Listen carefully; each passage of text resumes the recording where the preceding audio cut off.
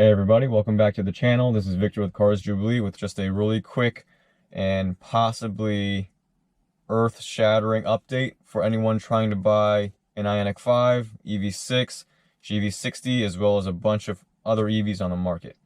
Now, if you haven't been keeping up with the federal tax credit and the bill that's currently being discussed, well, it seems like it's coming, and it seems like it's going to pass.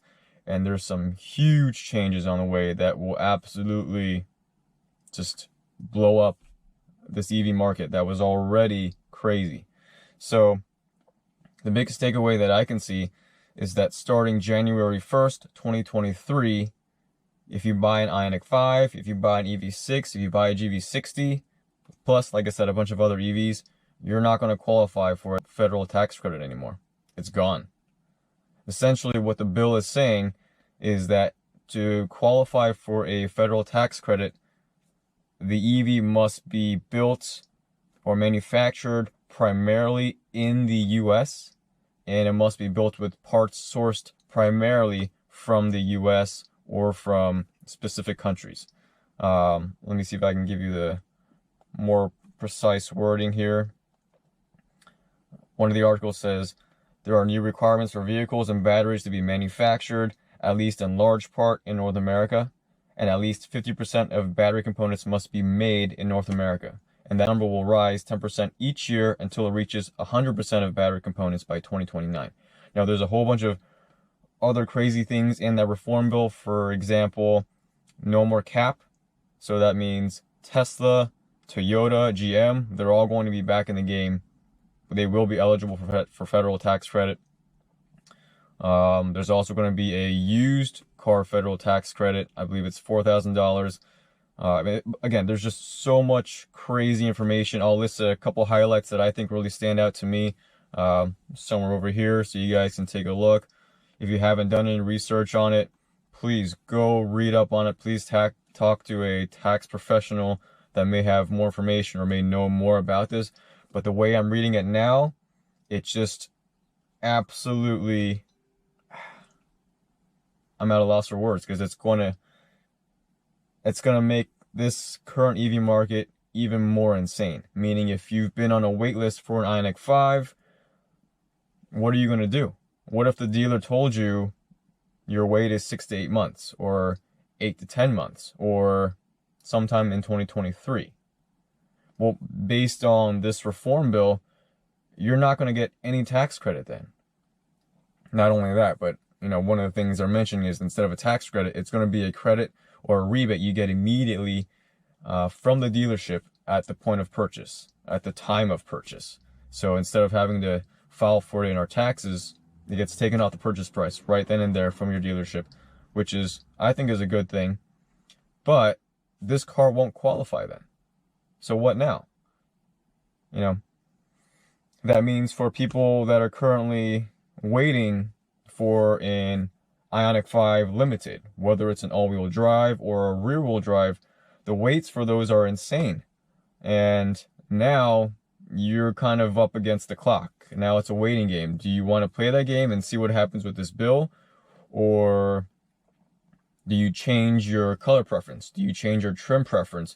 Or do you bite the bullet and pay a crazy markup, because now you may have to pay more if you wait anyways?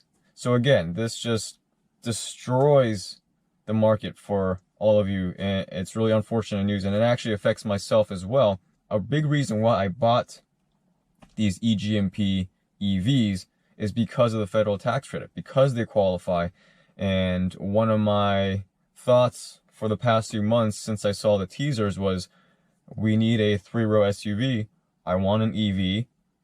I want either a Kia EV9 or a Hyundai Ioniq 7, or, if Genesis comes out with a 7-seater EV, like, that's what I want. That's kind of what our family, I think, needs.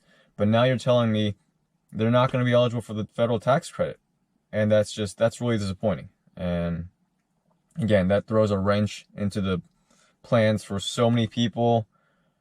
And, in some ways, it's a win for certain manufacturers. For example, Tesla, Toyota, and GM, who currently manufacture in the US, are at this point over the 200,000 sales cap rate, Well, now they're back in the game. Now they're going to qualify for the $7,500 tax rebate, assuming that their battery minerals are sourced, you know, from certain countries, and that at least a certain percentage of the parts are manufactured in the US.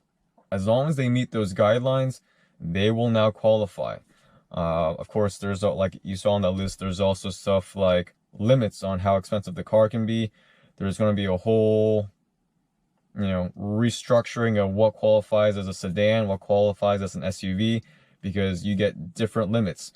If you buy an SUV, all of a sudden you can buy something up to $80,000 and still qualify, whereas with a sedan, you can only buy something up to $55,000 to still qualify.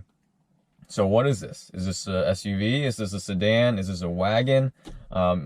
Technically, Hyundai brands it as an SUV, but again, that thing's going to get restructured.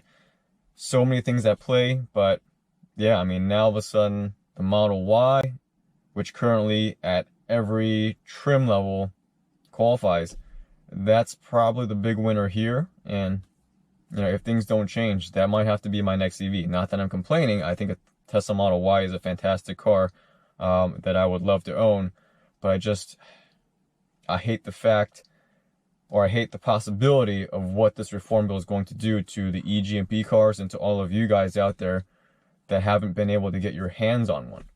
So, yeah, I don't know. But think hard, think fast. If you're on a wait list, if you're trying to get your hands on a limited or an SEL, or you just don't want to pay the markup, I get it. You know, it's not worth it sometimes. But now, if that $7,500 tax credit goes out the window, you're essentially going to pay $7,500 more for it if you buy it in 2023. So yeah, just something to think about that, again, I'm not sure about, but that's the way that I'm reading these articles. I hope I'm wrong. I really, really hope that I'm wrong, but that's what I'm understanding right now. So there you have it. That's a really, really unfortunate update that needed to be made. And again, I hope I'm wrong, but to all of you guys out there searching for Ioniq 5, please do your homework, read the articles, try to find as much information as you can. Maybe you'll find better news than I have. Maybe you'll find news that says, oh, this is going to continue. But, you know, what I read was essentially if you buy a car in 2022, or you have a purchase order or a contract signed in 2022, but the car is delivered in 2023, then you can still use the old tax credit rules.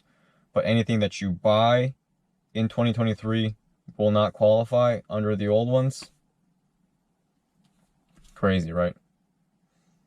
Anyways, thanks for watching. See you guys on the next one.